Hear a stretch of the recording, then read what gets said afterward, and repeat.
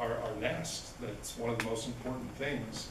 But people are going to be so focused on those brain chemicals shouting the loudest that some hypothetical thing in 2050 or 2550 is probably going to lose out. I don't know. So when I was in graduate school, they taught us that when we got our MBAs, we would be cleaner fish. We would go out and make the economy run smoother. And it took me a while to learn that they turned from cleaner fish to barracudas. Maybe not quite that bad. But finance is what we're optimizing now. We're optimizing money instead of these other things. And when you optimize one variable, all kinds of other things go haywire. And so right now, we measure our worth by our digits. Maybe not the people in this room, but that's the cultural signal that we're sending. So there has been quite a bit of sociological research on the correlation between wealth and well-being and happiness. And it turns out that after you've got your basic needs met, which turns out, in this case, around $55,000 a year, that up until that point, you have major increases in well-being because you were starving, you were stressed, you were cognitively waiting for your next paycheck and worried. Once you got to that level, your additional happiness increases were very small. And I saw this at a young age with these billionaire clients. So environmental success stories in the past had a smoking gun, chlorofluorocarbon, DDT, unleaded gasoline. We saw the problem. Climate, ocean acidification, it's more like Russian roulette than a smoking gun because it's like one chance in what, is it going to be really bad? We don't know. I'm going to skip that. So in addition to equity, let me go back to that. So a lot of people are talking about more equality. And more equality, I would argue, is probably not a good thing for climate and ocean acidification. It depends what you want to optimize. If you want to optimize the lives of everyone alive today, and what equality are we talking about? Americans? Or if we were talking about world equality, most of us would have to have reductions to have people in India and Africa. Africa's in worse shape than they were 20 years ago. So if everyone had enough to buy refrigerators, a car, and an air conditioner on the planet, we would be in big trouble on the environmental front. So that's one thing that I've found in working in this space is everyone is well-intended and very passionate about their thing. But their thing, how it fits into the greater whole, it's not quite so simple. So if we talk about this graph, what about all the people that are yet to be born? Maybe we should aspire to have 1 trillion humans. We have 100 billion have ever lived, including the 7 billion now. What if that's something we aspire to? What are we leaving for them? And that's not how we're genetically focused to think about. What about other ecosystems and species? What is the equity with them? So I did a study of well-being, percent very happy on the left, subjective well-being, versus primary energy use on the bottom.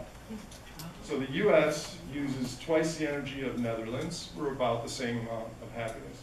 We use 38 times the energy as the average Filipino, yet we're roughly as happy. This gets back to the bigger house than neighbors sort of thing. If you have a good social structure and some guarantees about healthcare and whatever, you don't need all this jetting around the world to get your novelty, et cetera. So kind of, there's some good news in this graph. And the good news is that the average American consumes around 3,500 calories a day of endosomatic, in the body, consumption. But our energy footprint is 235,000 calories, about 90 times more. So that means the car that drove me here and the lights, all that added up per person is 90 times more than the energy our bodies need. So that's kind of good news in that when I grew up in the 70s in Wisconsin, I used a third of the energy people then used a third of the energy as they use now. I had a great childhood. So the problem is how to get from here to there. But certainly we have a lot of positive trajectories that are possible. Okay, conclusions before I get to the what to do part. Money is a marker for energy. Energy is what we have to spend. For most people, growth is already over. No shortage of energy, but a longage of expectations. There is plenty of energy out there, but it's getting more costly and more polluting. So what we really have is not enough energy to meet this. Biology determines what we need, culture determines how we get it. A lower consumption, more local and regional future is not only needed, but probably desirable. What sort of future do we want? What are we willing to give up? And on some key risks, seeing a smoking gun might be too late. Okay, what to do? So what to do depends on what you care about. A lot of people in this room very much care about climate. But we also care about economy and jobs and social equity and future generations, etc. So let me, before I suggest what we all should be doing, I'll briefly tell you a few things that I'm doing. I'm working with Stanford University on a net energy protocol, which is to measure our wealth in energy and natural resource terms instead of in dollar terms, to have an inventory and an open source protocol to make decisions in energy terms. And by the way, if people don't know, I will be teaching at University of Minnesota in the fall, a class called Collapse or Sustainability, First Principles of the Human Ecosystem. And it's basically going to be a 15-week expose of everything I've told you tonight. So I'm working along with some friend in the audience that I see is here on a poverty initiative with 25 philanthropic representatives on maybe our plans, the Congressional Budget Office plans of 3% growth to the future aren't going to manifest. And if they don't, maybe our campaigns and our programs of what we have invested in and planned for need to be changed. And what if we have this, or worse? How are we going to deal with poor people, existing poor people, and the people that are going to join the ranks of the poor? I also founded something called the Bottleneck Foundation, which is not trying to think about the next 5 or 10 years, but thinking about what sort of ecosystems, what sort of knowledge, what sort of infrastructure, what sort of values we want to propel into the deep future. I plant around 40% of my own food, and that may sound cool, but like 30% of my own food last year was potatoes. I had 13 bushels of potatoes, and I put on 30 pounds because I had potatoes 9 times a week.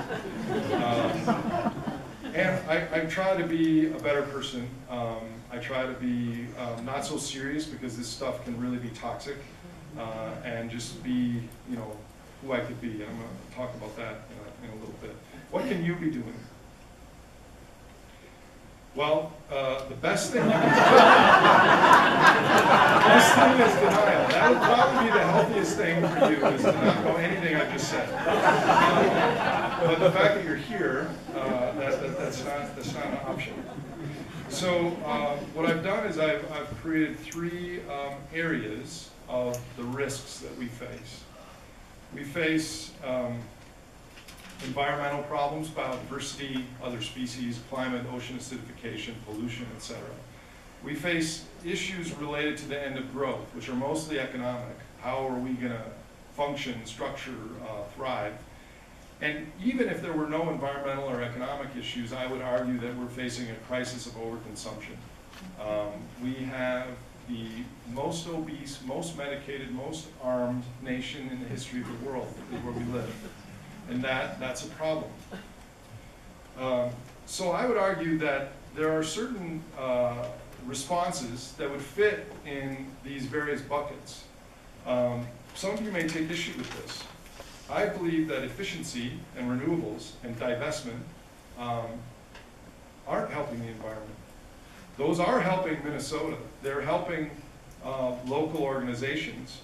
Divestment will be great for taking your money out of Exxon and putting it into some Stillwater food thing with kids and whatever, local projects. That makes total sense. But the hungry hippo marches on, and it's not going to save, that Exxon stock's going to be bought up 5 cents cheaper by some hedge funds. And unless you personally divest from the fossil fuel use, the emission